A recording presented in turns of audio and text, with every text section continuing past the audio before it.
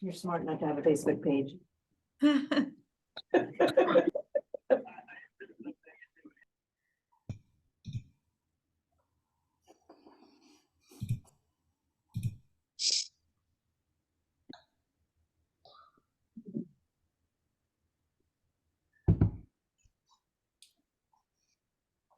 Oh, poor Charlie. And I thought, are you? Welcome, everyone. Okay. Good morning. Good morning. Are you muted? Good. No. How do you make a big screen here? Good morning. Good morning. Good morning. Yo, Wendy. Hey. Really? Good morning. I could hear it. Green. Good morning. And good morning. Good morning. It's nice to see the room filling up. I'm glad to see so many people are participating. And I'm going to ask you just to mute yourselves as well, though. Yeah. Good morning.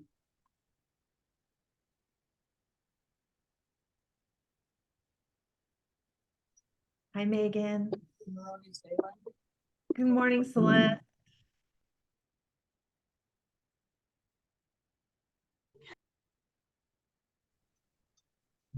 Going for the underdog. Yeah. Good morning. Great. I see the room is filling up. That's great. I think we're going to get started here in just a few seconds.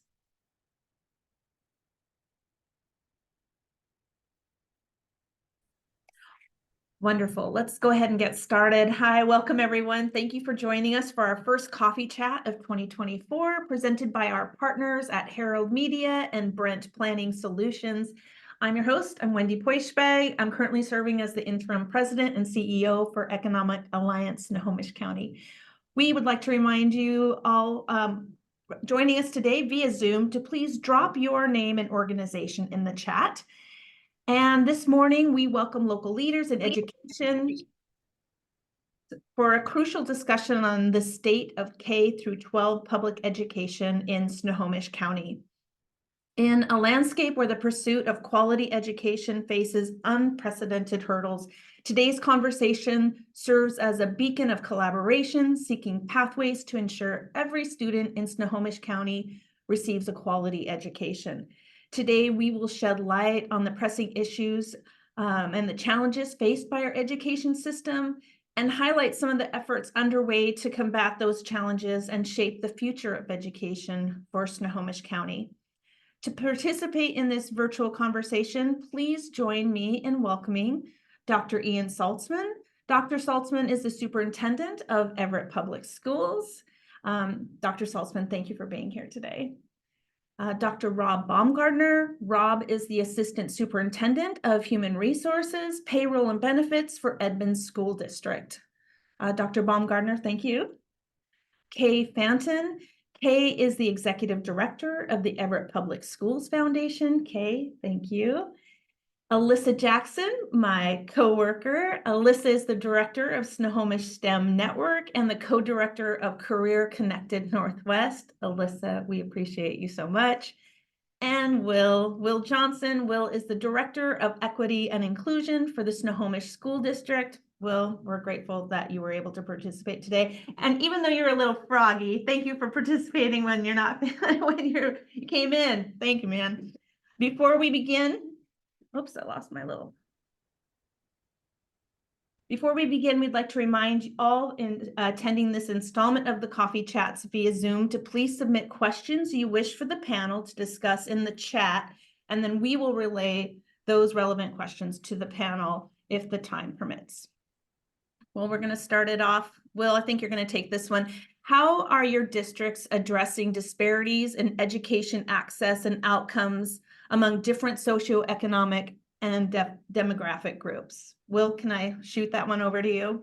Oh, absolutely. I'll take it. But I'll also come in with the disclaimer of when I first started in this role, really emphasizing that equity and inclusion is not, just a job of one person. And so everybody has a role in it. And when I first started here, I remember coming in as an African American man, and folks were like, "Oh, what are we gonna do for the kids of color and marginalized communities?" And it's like, let's pause for a second because we're absolutely going to address that. And let's also ask the question of what groups are performing in what ways and who needs what support. And so when I came to Snohomish, one of the first things I looked at was socioeconomic status, because that was our group of students that were the furthest away from educational justice. And then really looking at, we're going to address this, but then also at the core, making sure that we're providing all the basic supports needed for all of our students, if that makes sense. It does. Dr. Salzman or anybody else want to touch on that? Yeah, I think Will said it best. It's all students, and creating conditions for all our students. Looking at socioeconomic status is crucial, but uh, culture and systems in place has to be crucial as you move forward with this work. But it takes everybody, takes a community to do this work, and just being here today with everybody in the Zoom gives you great confidence that everybody understands that. All children, because what do we want at the end of the day? Not only for students to graduate, but students to be citizens in our community, to come back and serve our community. And if you have that focus every day, you'll have empowerment and buy-in. Before we move on to the next question, does anybody want to add? Sure, I can jump in there a little bit. Thank you, Dr. Baumgartner. Yeah. Well, I think what Dr. Saltzman hit on around hinting at culture is really important. And I think one of the things that we've been fortunate in this region is that leadership has really taken a very public stand, whether that's school boards adopting race and equity policies or, superintendents being very vocal about our commitment to closing gaps. I think where our work is right now and where I think I'll get agreement from other leaders is some of that can just be window dressing, right? Really nice to have, very good, but we need to be looking more closely at what's happening or not happening in our schools and classrooms. And that's where, again, not to jump on what Dr. Saltzman said, but it's about systems. And when we're looking at various systems, I think of, two acronyms that get a lot of play here in the Edmonds School District. One of those is Guaranteed and Viable Curriculum. We talk about GVC. That's the concept that we need to make sure that across our systems, all students have access to high quality curriculum, instruction, and it's across the board, that we want to diminish the variability, not the differentiation, not the personalization, but we want to limit the variability across the system. The other piece that we're all working so hard on this across the state is implementing multi-tiered systems of support, MTSS. And I think that's an example where it's really about getting beyond some window dressing and some talking and really looking at our schools and our classrooms and making sure that we have those systems in place that are identifying needs in individual students and supporting them in, their own learning, partnering with families, having communities of teachers work together to address problems. That's really where the next level work is. And it's not that it hasn't been happening, but that's really, I think, where we still need to level up. And I'm really proud of the work that we're doing across this region in making that a part of our systems. I would like to add too, for Snohomish STEM Network and Career Connect Northwest, we aren't dedicated to one district. We serve the county, Snohomish County, as well as with Career Connect Northwest, we serve the region, the 5-county region. So for us, we work hard to help set the conditions of programming that is equitable. And what that might mean is our resources or our time. We're dedicating it to maybe certain schools or districts that have different resources or are under-resourced. And then we also are, through our programming, focused on STEM, obviously, and career connected learning. And so we know that women and people of color in STEM careers are underrepresented. And so that's another way that when we are bringing in our programming, we are trying to make sure that we have career speakers that are representative of the whole community. We also work very closely with quite a few community-based organizations who serve certain communities throughout the county. And so that's one way that we are also bringing equity through our programming into the community. And maybe even helping teach along the way, hopefully. Great. I'll move on to the next question.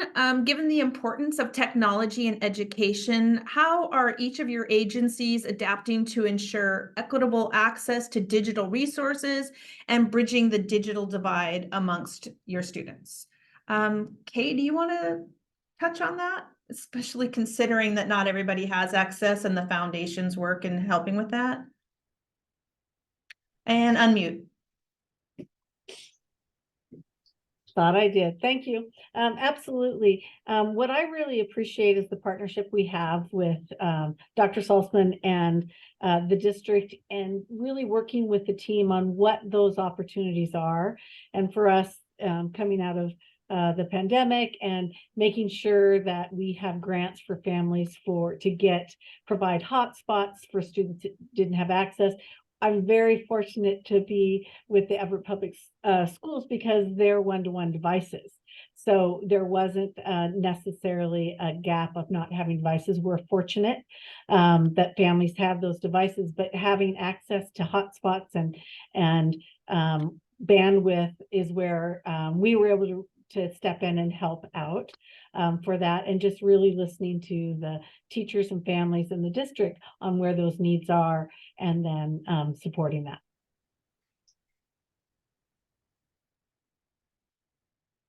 Who else wants to touch on technology in education? Can I just add one piece, if that's okay? Well, first of all, technology changes every second, right? So, and I thought Kay said it best, and I think all of us in Snohomish County did a really good job with when we went from pandemic to what we had to deal with. I want to also thank our city in Everett, because they helped us with some bandwidth and, getting things for our students. I think also we are doing flat panels. In our schools, they're touch screens. Every level has a flat panel. And I think when we talk about technology, it goes back to what everybody said even earlier. How do you engage your community on the changing, because what's coming next, or what's here now, artificial intelligence, right? It's going to be the next thing. And, most importantly is that our students have access to technology is key. And then educating the educators how to use the technology. Because for some, 12 years ago, I had a flip phone, right? Now you got an iPhone. But for some educators, it's hard. So you got to do that PD with them. And I think that's really important, that you just don't roll out technology. You do the PD with them so they can engage the students. And I'm really impressed with how our county and our city helps us too with the bandwidth. You don't get that everywhere in the country, but just something for our community to know. Tomorrow will be something different with technology, so we got to stay current.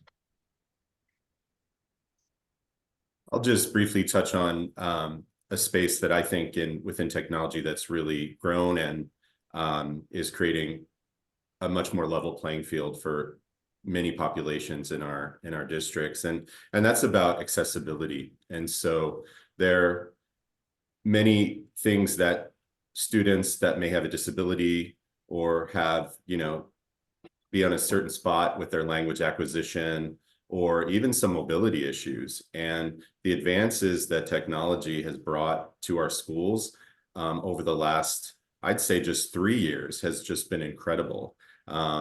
We hinted on AI and the implications of that for various read-write technology that just, it's such a barrier for many of our students, whether they have, cognitive delays or language acquisition. I don't want to call them delays because they're certainly fluent in their own language, their native language, but you know, technology has really helped in that. And that's some, you know, I'm in HR now, and I don't get the opportunity to get to classrooms as much as I may have before. But when I see that in the classroom, that's what I find really impressive right now. And to Dr. Saltzman's point about teaching our staff to best use that, that's a space where I just feel like our teachers and our support staff have grown by leaps and bounds in how to best utilize technology to support those learners that may not have always been able to access the content. And it's just a great scaffold. And because I have the opportunity to just put in a plug that, you know, the technology that we have in our schools is supported by our local taxpayers. And we've just been fortunate in Edmonds that our tech levy is one that always has passed with a significant margin. Yeah, so I'll add thank you for passing those tech levies. Going back to something that Dr. Saltzman said about making sure our students are prepared citizens. One of the things that I really feel is important is, you know, just think about everybody that's on this call here and our connections to industry leaders, because when we have technology that's currently being used in our industries, in our CTE programs, Snow Isle, the connection with Snohomish STEM, that's really helping to prepare students for this ever-changing technology. And so evaluating those partnerships and making sure we keep those things connected. Yeah, that brings up a good point. You know, we're working with companies every day that are having to evolve because of workforce issues, especially in automation and in innovative technologies, and how our schools prepare the workforce is so important. So I'll just bring that. I want to switch gears and talk about mental health. And I'd like to know what the impact of the pandemic and the steps that you are taking to provide adequate mental health resources and support for your students and for your staff. Who wants to touch that one first? Okay, Dr. Saltzman. Okay, I'll go first. Well, thank you. And thank you for bringing mental health to the forefront. I will, you know, certainly after the pandemic, it has brought us a lot of attention. Our students are still dealing with a lot of issues. One thing that we did in the Everett Public Schools, and we added guidance counselors and social workers, and kudos to our staff and our parent input for that. And also we're involved with Ruler. I don't know if you are familiar with Ruler training with Dr. Bracken, and if you get a chance today, write it down. Dr. Bracken is a Yale educator that spoke to our entire staff. We're at the Angel of the Winds Arena, work partnership with our city to have that. And it stands for recognizing emotion, understanding the causes and consequences of emotions, labeling emotions, expressing emotions, and regulating emotions. And that is what we're doing in our classrooms every day for our students with our educators. Mental health issues don't go away.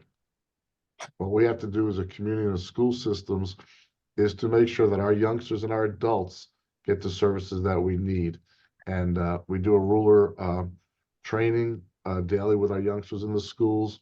And we also have social workers that work with our kids and adults at the same time. Crucial, especially as you know, with budget cuts across the systems, you really do have to prioritize, and some things have to stay and some things have to go.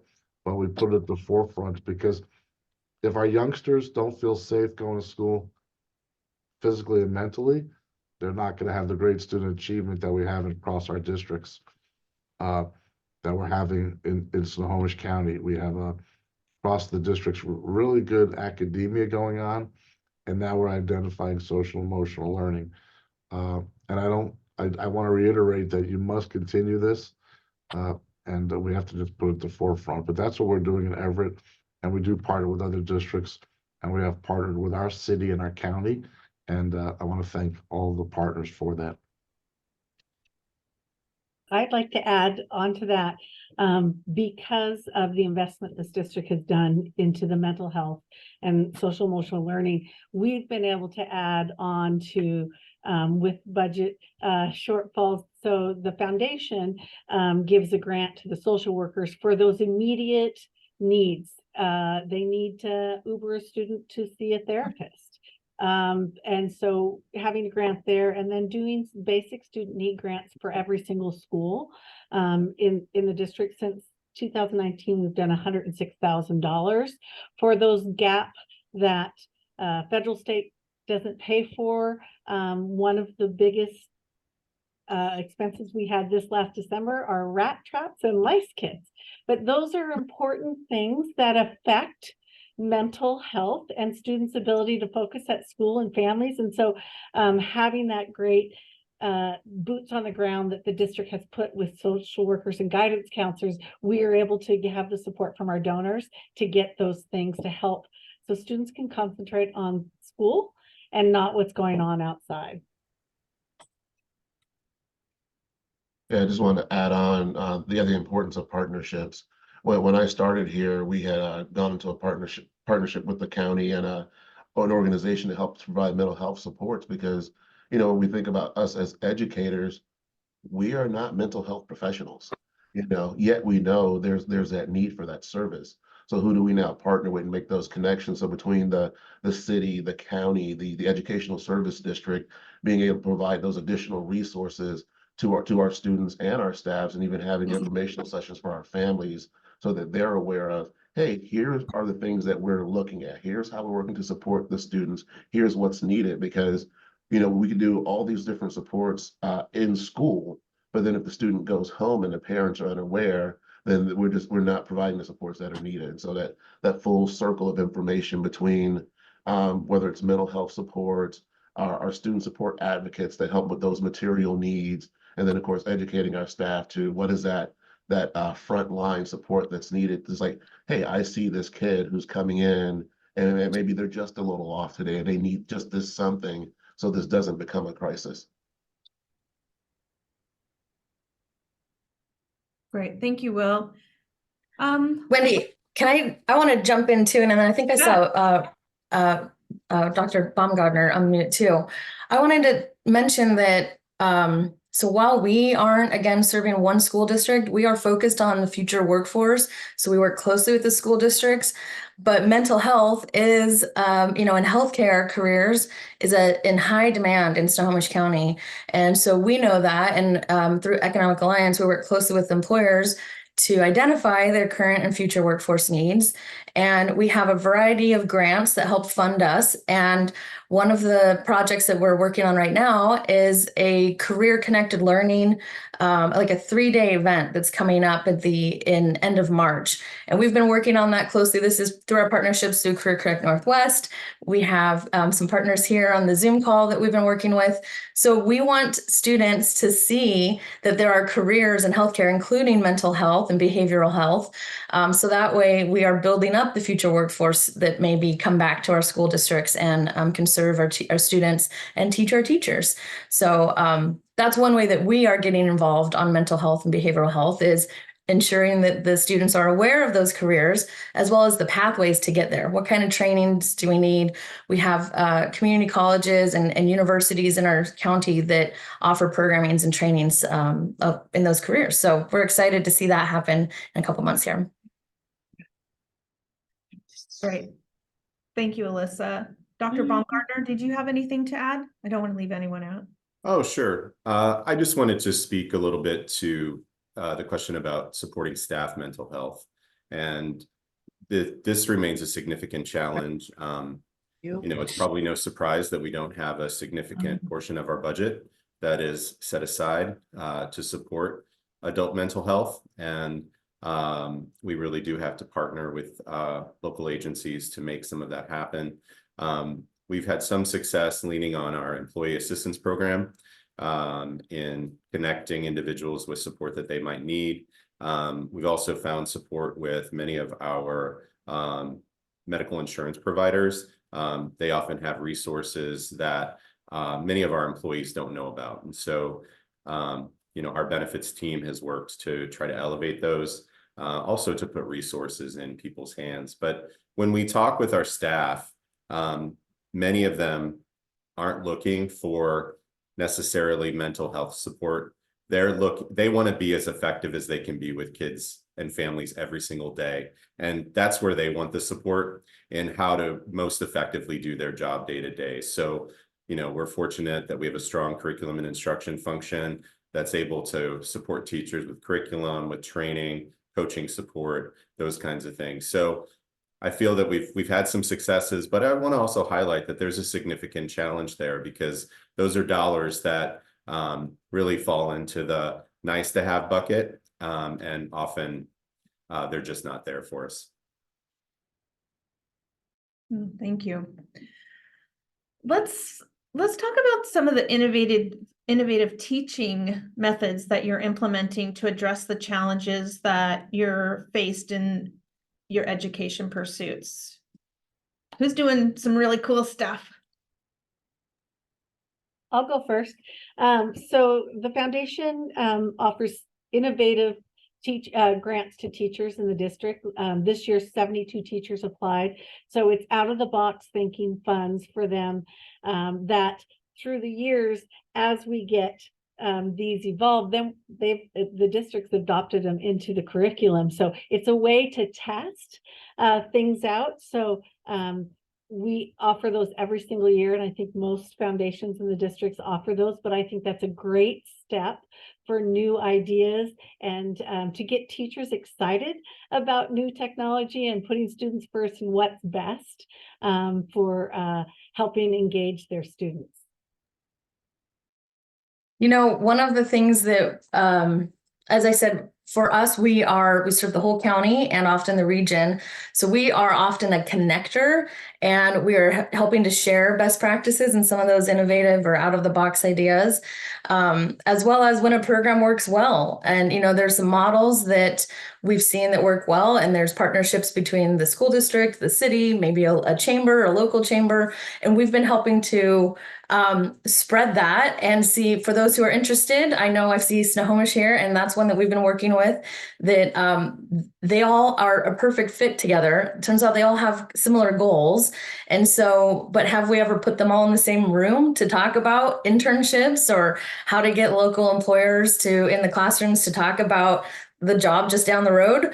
I think we have in some ways, but now this is a little more intentional. And so that's one of the things that we can do is help share the best practices around this and make sure that we're bringing the employers who want to engage in future workforce. You know, it offers retention, professional development opportunities, and brand awareness in the community. So that's one way we do it, is through career connected learning and bringing local employers into the classroom and really beyond into community orgs as well.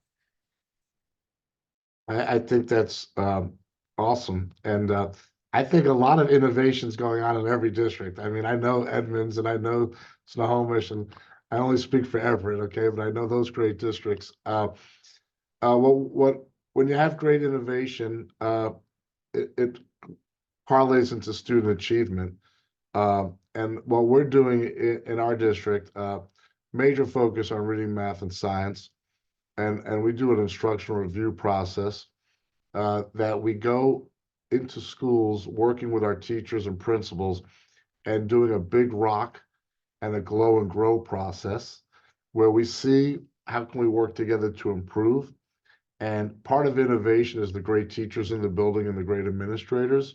So that's really crucial to this work, because we give a lot of feedback as we walk around the buildings to see what are the targets. And that is innovation, because we just talked about social emotional learning. The pandemic weighs on all of us still. A lot of our youngsters fell behind in reading, right? They fell behind. I mean, you're in a box like this for a year. So what we're doing is that process, the instructional review, is innovation because it really dissects in our own professional world, like we all are today, of how do we improve achievement.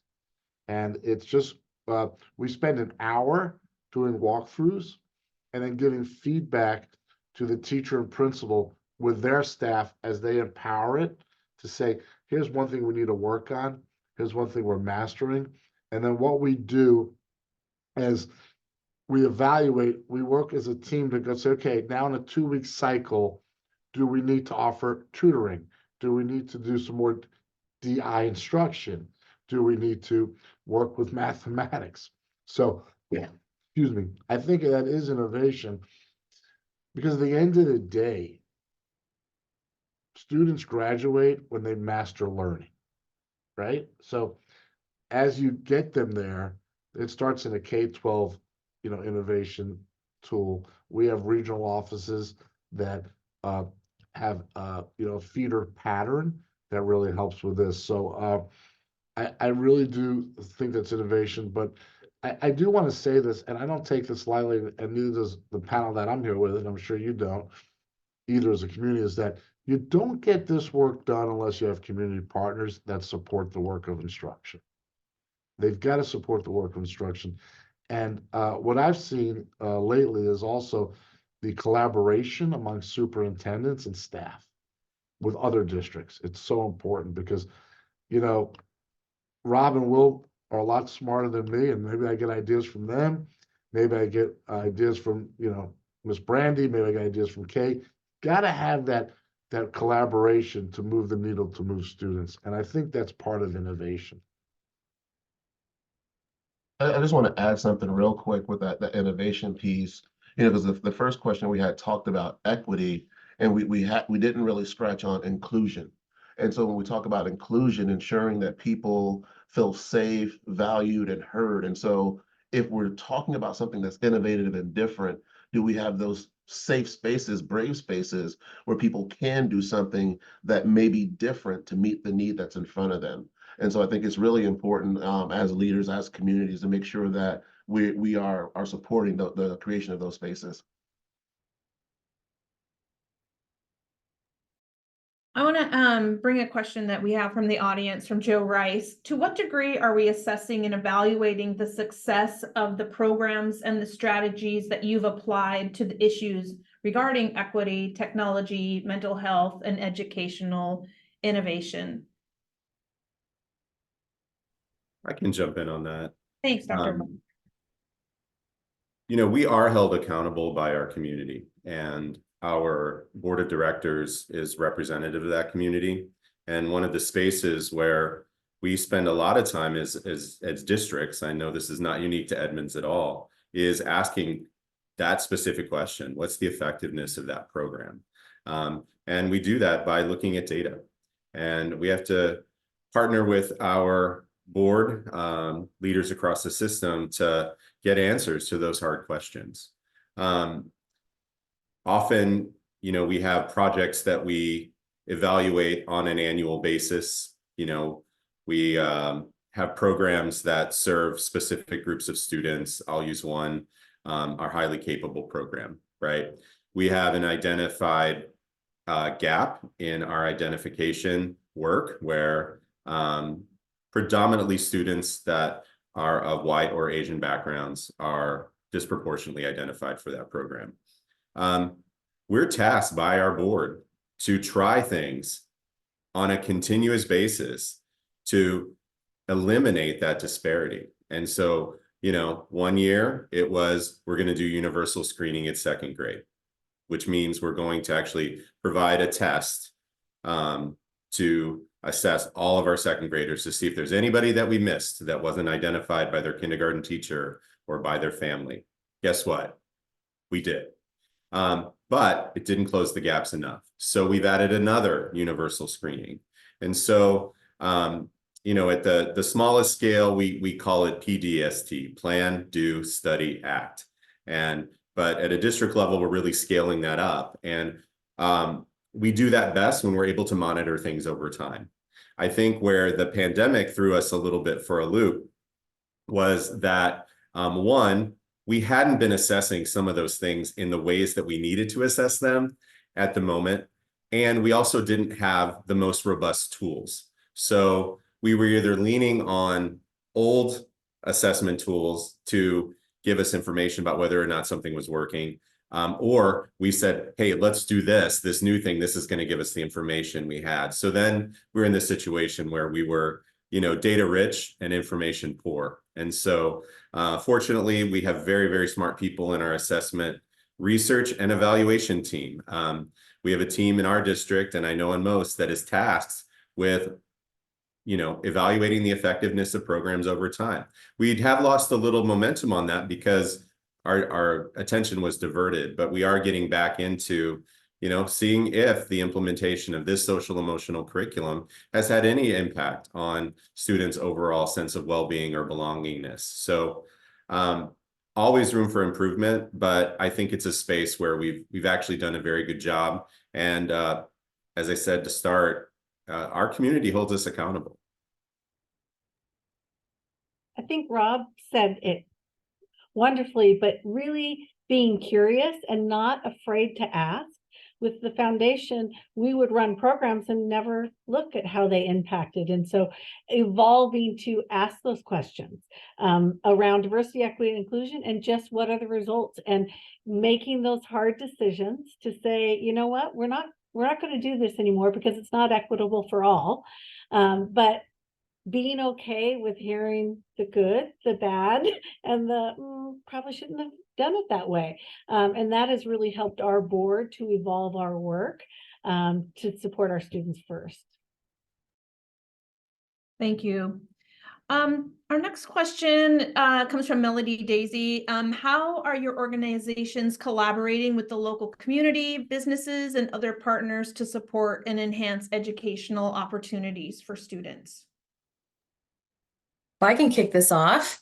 So I mentioned a few of the programs. In fact, one of the ones I was thinking of is Everett Career Link, which is a program for the Everett Public Schools, started a handful of years ago. And it's an internship program. It's a career connected learning program. So there's a few tiers to it. But with that, Economic Alliance and Snohomish STEM has worked to recruit employers to host student interns over the summer. And that actually has been a successful model. And so that's one of the programs I was speaking to earlier that we've, with their permission and support, helped share the model. And I know Snow Owl Tech Skills Center, which is our skills center for our county, they are looking to start a summer internship program kind of modeled after that. And then Snohomish School District is another one. And we've learned that it requires some buy-in from the local municipality. It requires some support from the local chamber. Maybe it's us, maybe we're more at the county level or with your local chambers. And I think I saw Nancy on here too. So, we have great champions in our community, and it's really kind of about connecting them. And the summer internships is one way. The career connected learning, which is a big umbrella, through that, we bring employers into the classroom. It's usually we have a few programs. Ours is called STEM Like Me. So there's rotations. We can only do a couple of classes at a time, but we try to pepper it out throughout the county, spread it around throughout the county. And Marysville School District, Arlington School District, we're working to bring career speakers into the classroom so that in a way that also involves hands-on activity, so that it's really impactful. And then, jumping back to the question before about how do we measure its impact and its success, we do surveys for all of these programs. So that's how we know students' awareness and knowledge and understanding of these careers increases. And every time their interest in STEM education goes up, and every time their prioritization of STEM education goes up. And so we have some really interesting data. I think that bringing the community into the classroom and the employers and the workforce into the classroom is a really great way to do that. And anyways, there's a few others that are new programs, but I'll pass it to the group.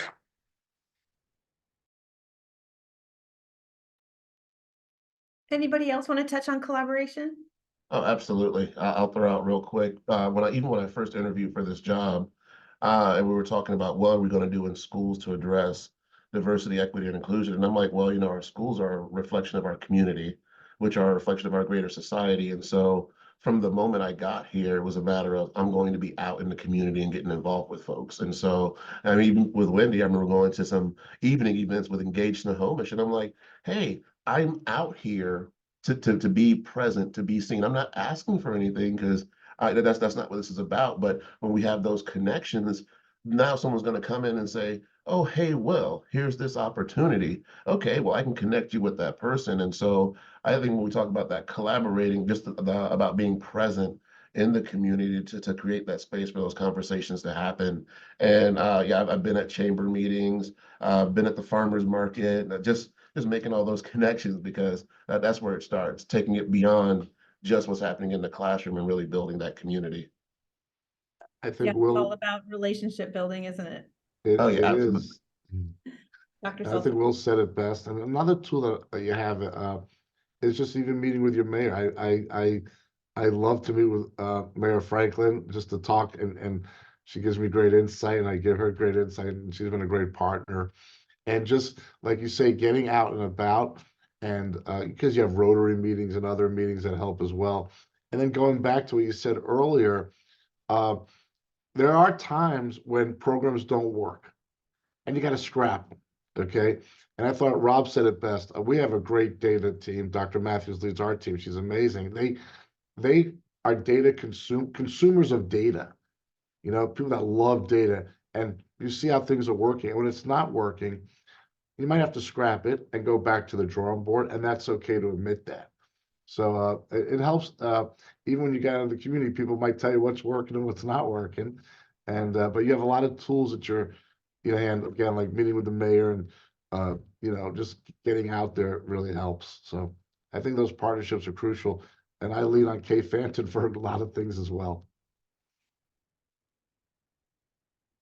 I think I'd just like bringing to people add, together. Oh, sorry. oh, that's okay. I just wanted to add that at the Snohomish Chamber, I just saw an opportunity for our business community to come alongside and support the great work that the school district is doing. And I just felt like we had a lot of resources that could be valuable. And so I just started asking the questions, and Kristen Foley connected me with Brian Borden, the CTE director for the school district.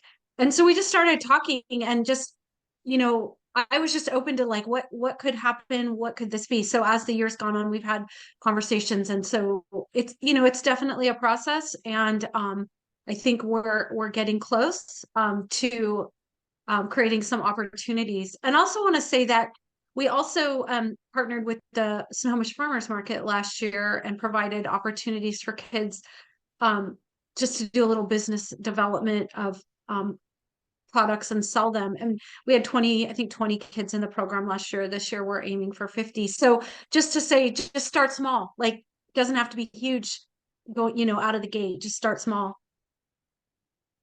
Hey, thank you, Nancy.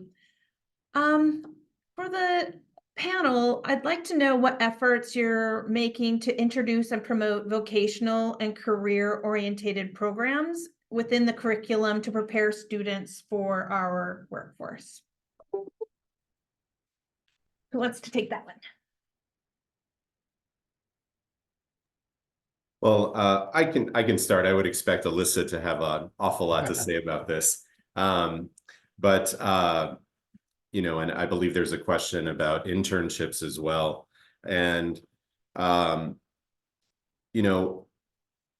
of the things that is often a surprise to many of our families is the focus that we have on really supporting students in their planning for their future.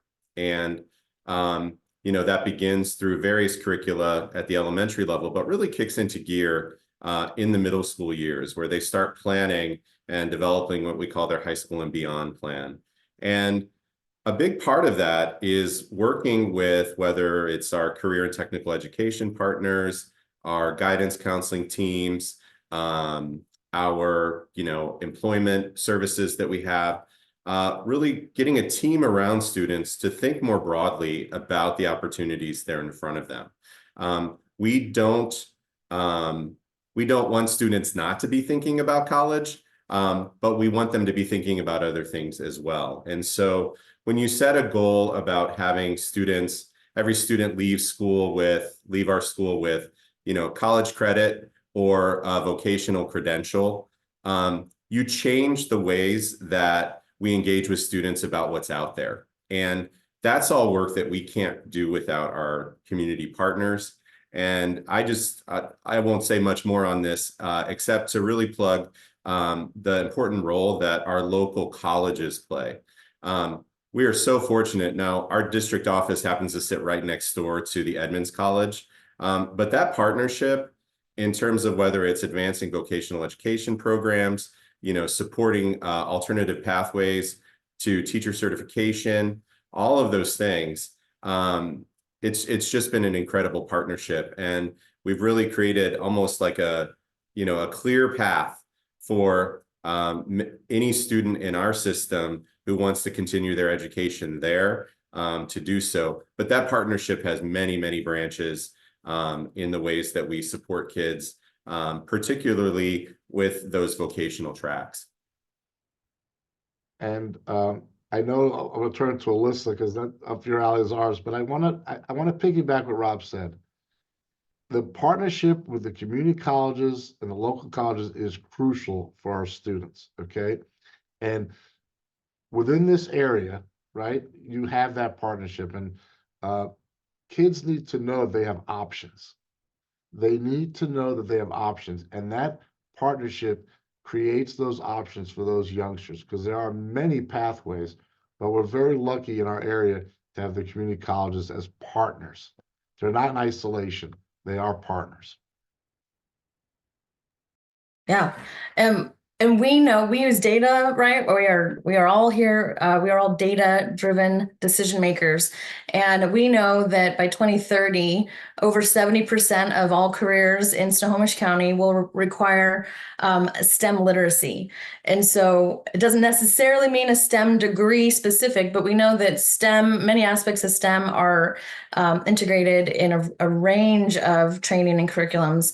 So one thing that's important for us when we are engaging students on these career-connected learning opportunities is that they know about all the pathways. So yes, we work closely with our community colleges and our university partners to highlight the degrees available there, but it also includes highlighting the certificate programs, which are often shorter term and can stack up. And so you could get multiple certificates. Those can lead to a 2-year degree. That can lead to a 4-year degree. We also know how important it is to share about apprenticeships, and that registered apprenticeships is a path forward for students to successful careers. And we know that we need those jobs filled here. So we have, again, a lot of these are our programs that we either have started and now we've branched out to other partners, or some of these are some other orgs that run their own programming. But we have a few programs focused on trades and construction that we want students to know that these exist, how to get there, and then also we connect them to our local workforce partners about continuing that education. Once they leave high school, they're out of the K-12 system, and we don't have any way to track their data of where do they go specifically. So we work closely with our workforce partners on these programs as well. And also our CTE directors, we love them all. They do such great work in our community, in our schools, ensuring that these are well-lit pathways for students and that they are going into high-wage, high-demand careers. And so we know that they need to know about all of the options in addition to colleges, certificates, apprenticeships, everything. So that's one of our goals. And one And of the then things that go ahead. No, and just having, so one of our pillars is college, career, and life readiness. And you talk about certificates and that. So as a foundation, we pay somebody to get steel-toed boots or to get a certification. So we do scholarships like everyone does scholarships, but also looking at those other pathways and what are the gaps to help those students get those things. Helping out with getting the free bus pass so that they know how to get to that internship, and clothes, where do you get the clothes, and all of that is all vital to their success. So all of that isn't in the school system, the foundation can help with those things to help them on that path of not just college, but career and life readiness. I love it. One of the things that EASC does really, really well is connect businesses with our education systems so we can help define really impactful curriculum. For instance, we just brought out a local college to an automation powerhouse in Mukilteo for that business to help guide the curriculum of what they're going to need for their workforce. And so in thinking about the folks that are in the audience in our schools, if you're looking or you're needing some advice from business on curriculum, EASC just excels at that. I want to move to teacher retention. And how do districts plan to retain experienced teachers amidst the current challenges in education, especially considering the strain caused by, various external factors?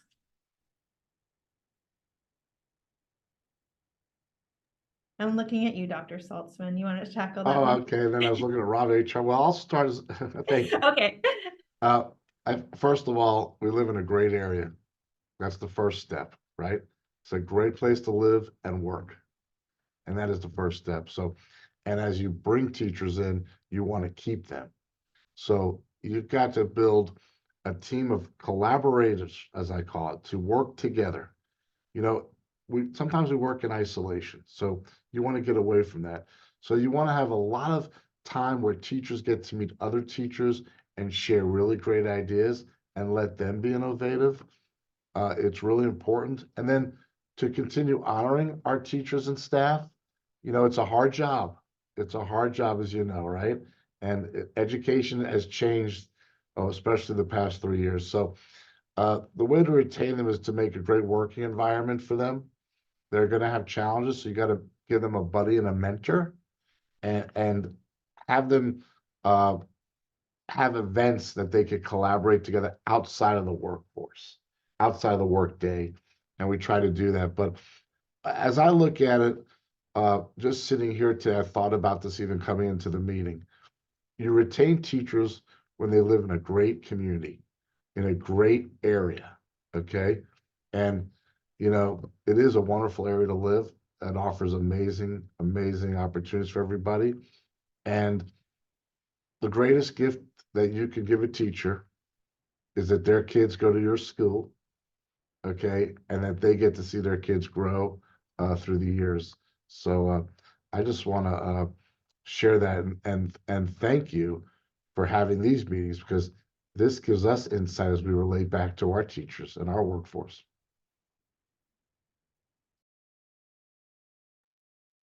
Dr. Baumgartner.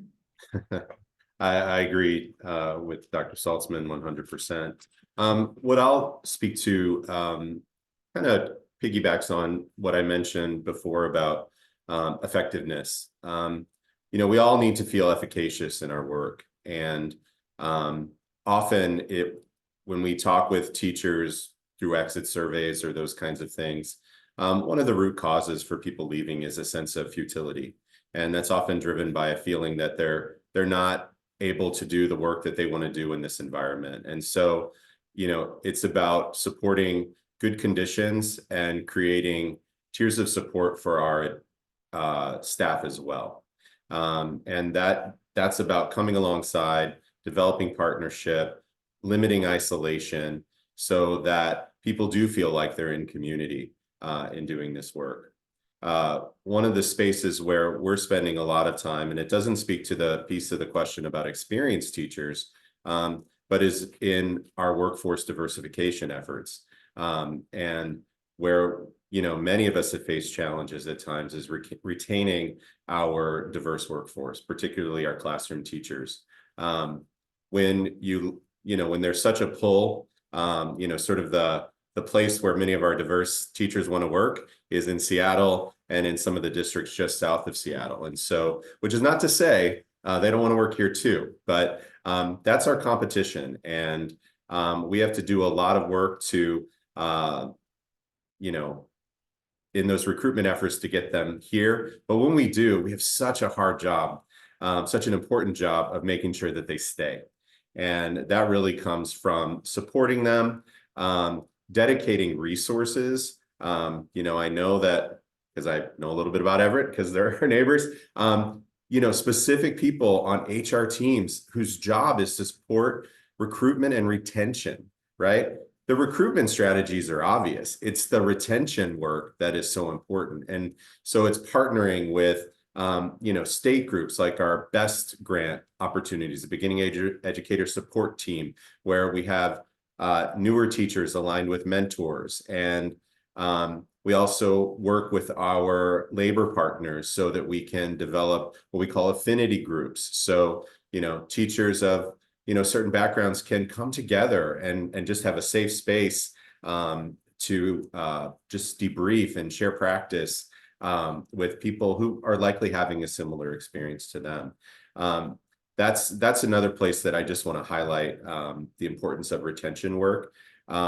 We have made some really nice strides in the area of diversification of our workforce, some things that we're really proud of, but it's also collided with some of the budget reductions that we've had to encounter in the last couple of years. And, it's probably no surprise to, business owners across the district, but we have contracts that are really driven by seniority.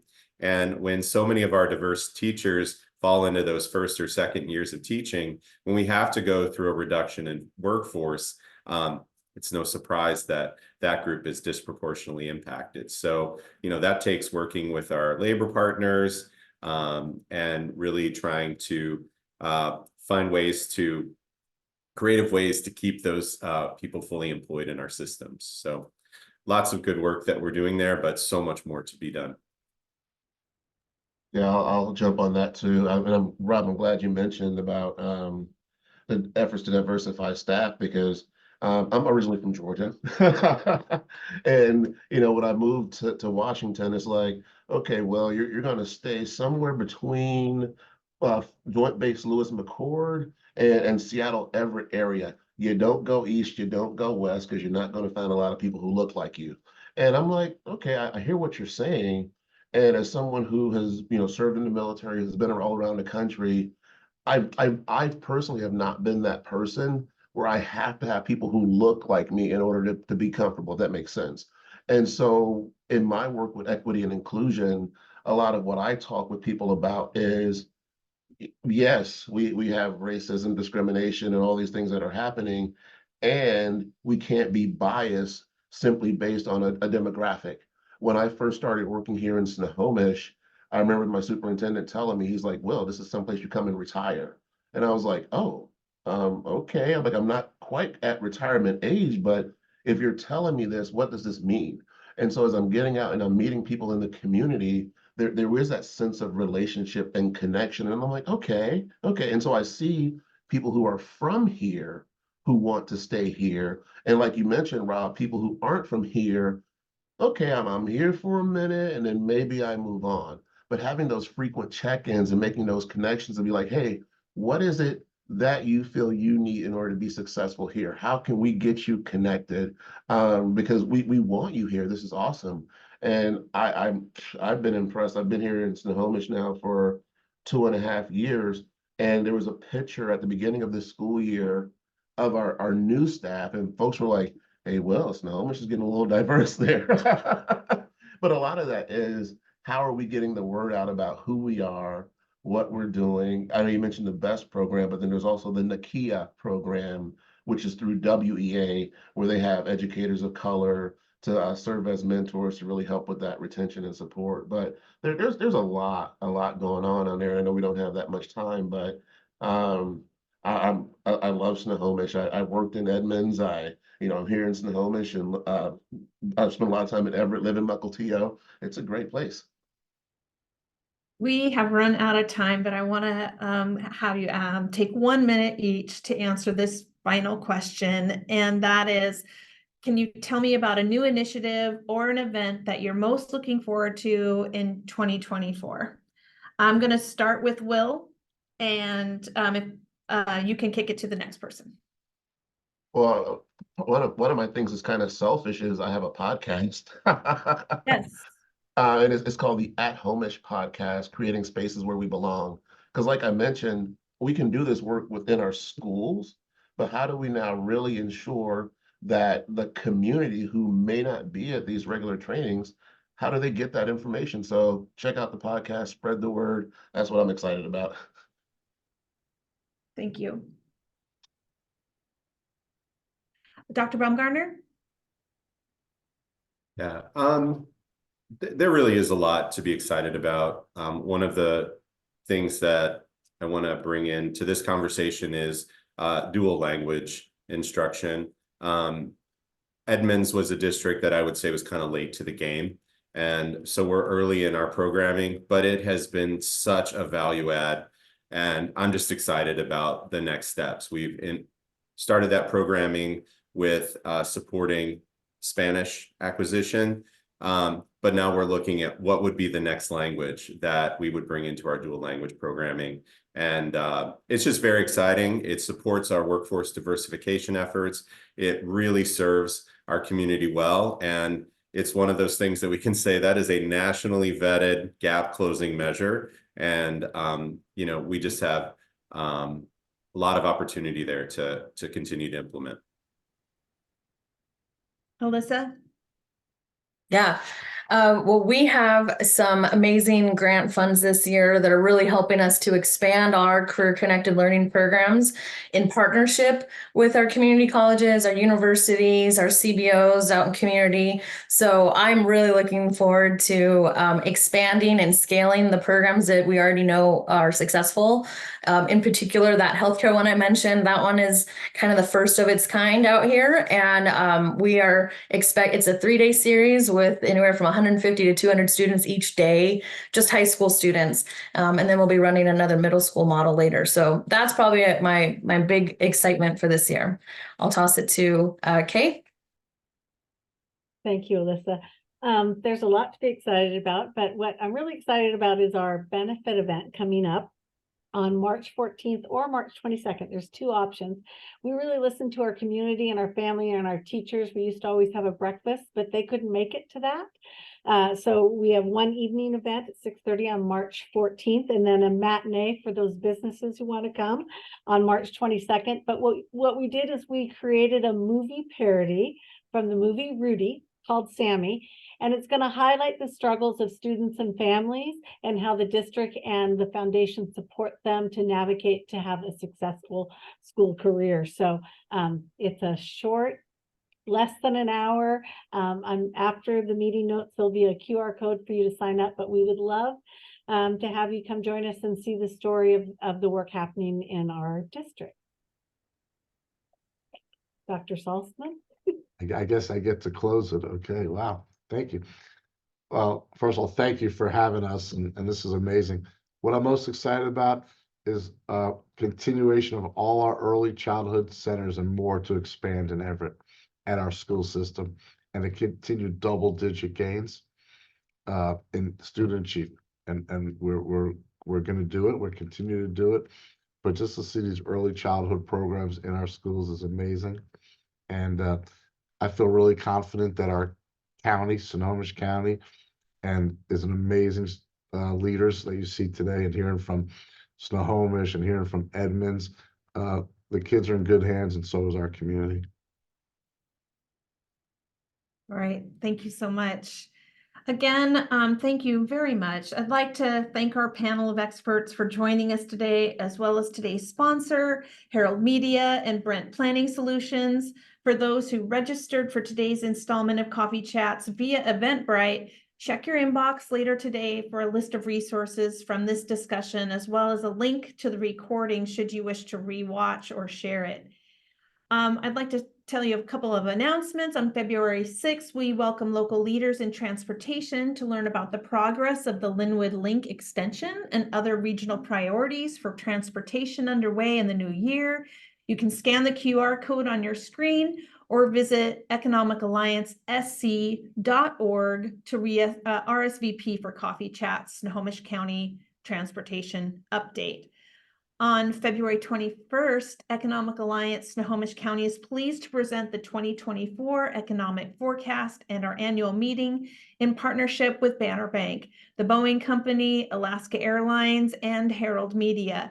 This is our annual event, and we'll delve into the economic development initiatives driving growth within Snohomish County and provide forecast offering a comprehensive outlook for the year ahead. Our early bird pricing ends on January 25th.